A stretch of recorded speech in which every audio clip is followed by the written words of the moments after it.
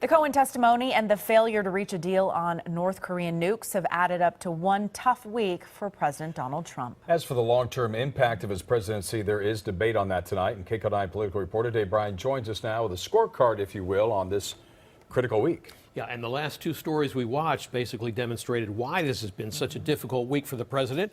Not sure whether this is the worst week of the Trump presidency so far, but yesterday certainly appeared to be the worst day. After getting hammered all day long by his former lawyer at the House Oversight Committee hearing, last night the highly touted Hanoi summit with North Korea ended with a thud. So what does this mean for President Trump?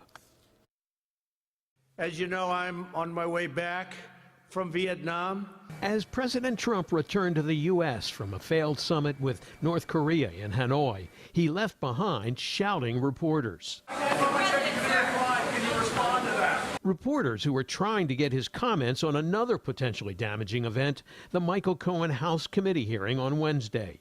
I am ashamed because I know what Mr. Trump is. Needless to say, this was not a good week for President Trump. Well, it's probably the worst week until the next worst week. Claremont McKenna College political science professor Jack Pitney believes that combination of the hearing and the unsuccessful summit may take a toll on President Trump's job approval numbers. In the short run, probably the polls aren't going to change that much. The president's supporters are just dug in.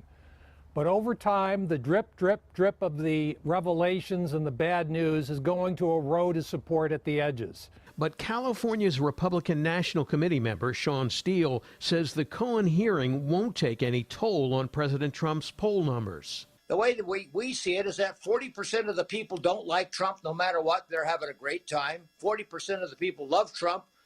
They don't care. 20% are just kind of undecided.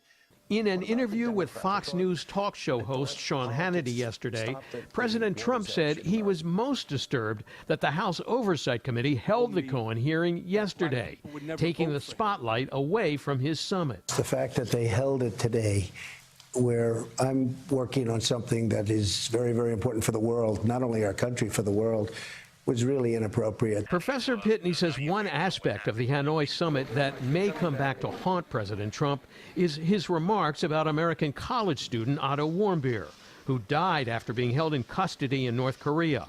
The president was asked if North Korean dictator Kim Jong-un knew about the mistreatment. He tells me that he didn't know about it, and I will take him at his word. He made it seem as if he believed a Korean dictator as opposed to our own intelligence community. That was a mistake, and that was something totally avoidable. Trump is just going to, it's like a duck in water, though. The water's going to wash over his back and it'll flick away.